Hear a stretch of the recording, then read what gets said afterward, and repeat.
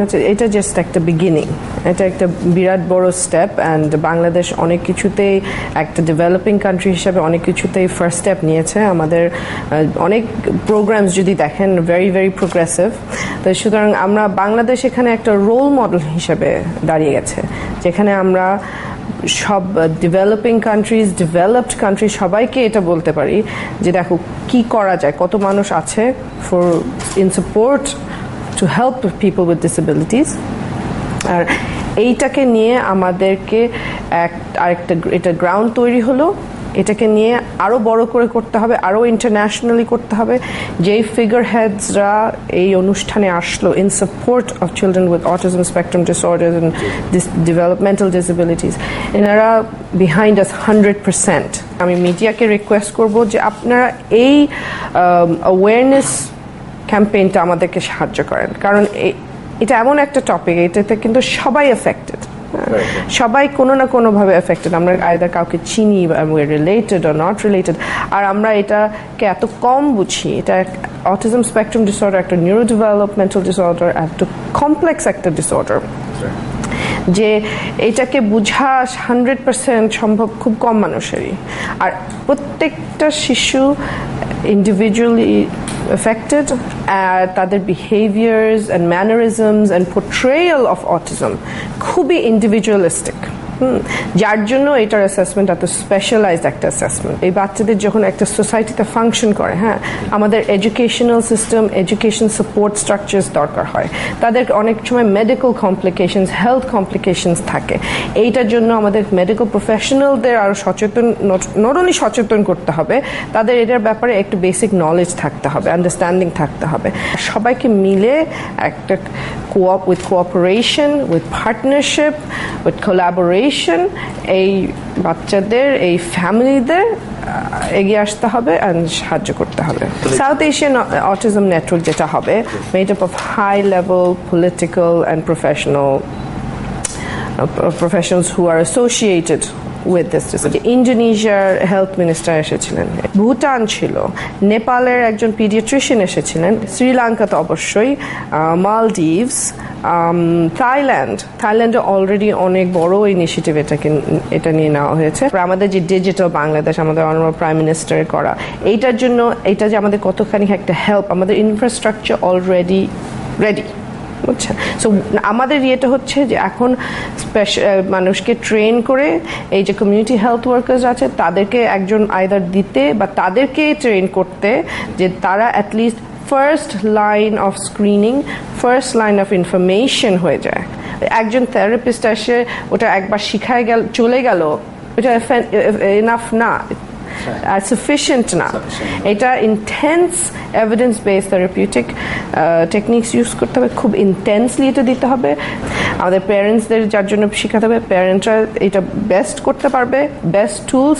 আর প্যারেন্টদের আমি রিকোয়েস্ট করি সব থেকে স্ট্রং অ্যাডভোকেট হতে হবে। আমি আজকে এখানে কথাই বলছি কারণ প্যারেন্টদের অ্যাডভোকেসির জন্য। দে আর ভিকটিমস। আমি চিন্তা করি আপনি যদি এখানে রাস্তাঘাটে হেঁটে বেড়ান, কোনো দোকানে যান, বাইরে যান, কয়টা বাচ্চাকে দেখেন যার ডিসেবিলিটি আছে, যে কোনো ডিসেবিলিটি বলেন তো, দেখেন না, তাই না?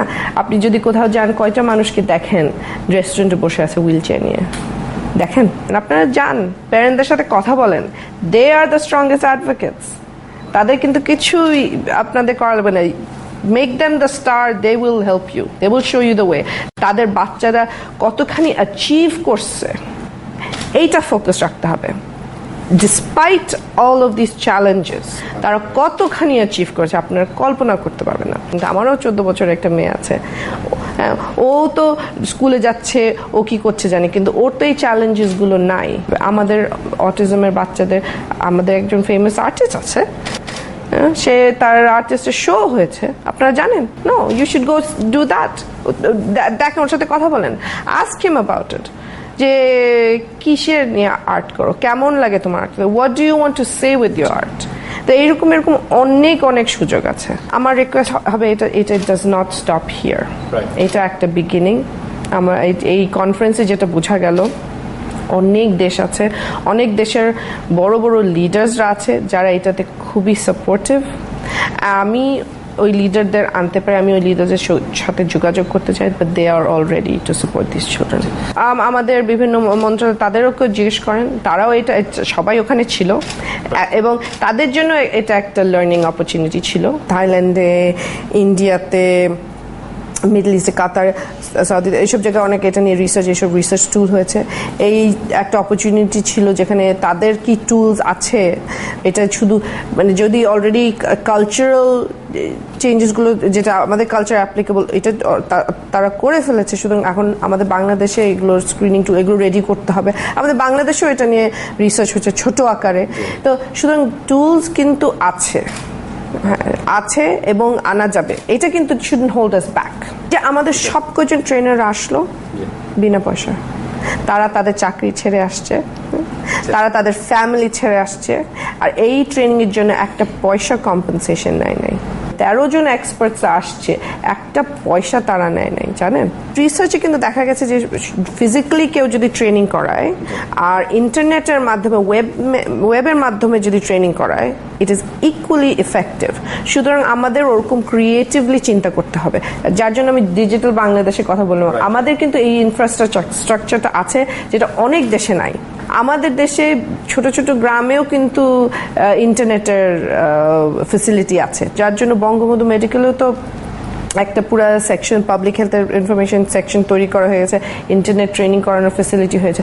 ইভেন যদি আমরা ফিজিক্যালি যদি ট্রেনারকে না আনতে পারি, যদি সবসময় ফিজিবল না, আমরা যদি বড় একটা স্ক্রিন দিয়ে বড় একটা হল রুমে দিয়ে দিই, ওই মানুষটা ইউএসএ থেকে ট্রেনিং করলো। আপনি যদি ইউনিসেফের যেগুলো প্রোগ্রামস, যদি তাদের health related programs, education related programs, drop out rate, কিন্তু ড্রপ আউট রেটে কি ডিসেবিলিটির অ্যাকাউন্টিং নিয়েছে? নাই। তো ওইটা তারা করতে পারে, এটা কিন্তু অ্যাডিশনাল কিছু হবে না। এটা within, it is just prioritising. আমাদের দেখতে হবে ক্রিয়েটিভলি কিভাবে আমরা করতে পারি, আমাদের দেশের যা ফেসিলিটিস আছে, যা ফান্ডস আছে, এইটার মানে অ্যাপ্রোপ্রিয়েট ইউজ, আর যাতে এইটা মানে এই ডিসেবিলিটিকে ওইটার সাথে ইনক্লুড করা যায়। যেটা বললাম যে আমাদের অলরেডি কমিউনিটি হেলথ ক্লিনিক্স আছে, আমাদের অলরেডি কমিউনিটি হেলথ ওয়ার্কার্স আছে, আমরা ওই হেলথ ওয়ার্কারদেরই কেন না আরেকটু ট্রেনিং দেই? ওইটা তো আমাদের আরেকজনকে দেওয়া লাগছে না, হ্যাঁ, আমরা তাকেই আরেকটু ট্রেনিং দিতে পারছি, হ্যাঁ, সে আরো 10 জনকে ট্রেনিং করতে পারছে, তাই না? আমি তো অনেক বছর আগে থেকে এই ফিল্ডে কাজ করছি। লাস্ট 5 ইয়ার্সে এই ইনফরমেশন ডিসেমিনেশন হয়েছে, অটিজমের ব্যাপারে জানানো হয়েছে, অটিজমের ওয়ার্ল্ড অটিজম অ্যাওয়ারনেস ডে হয়েছে। এইসব ওয়াজ আনথিঙ্কেবল। এইসব দেশে যেখানে অনেক ডেভেলপ দেশ, যেখানে অনেক রিসোর্সেস আছে, এখানে যখন এত কিছু করার আছে এখনো, তার মানে ডেভেলপিং কান্ট্রিজ যাদের রিসোর্সেস নাই তারা কি করছে? আর তাদের তখন চিন্তা হলো যে এটা একটা গ্লোবাল ইস্যু, সুতরাং এইসব দেশে ওই ফ্যাসিলিটিসগুলো নিতে হবে। এইটা কিভাবে নেওয়া যায়? ওখান থেকে বর্ন হলো the global autism public health initiative.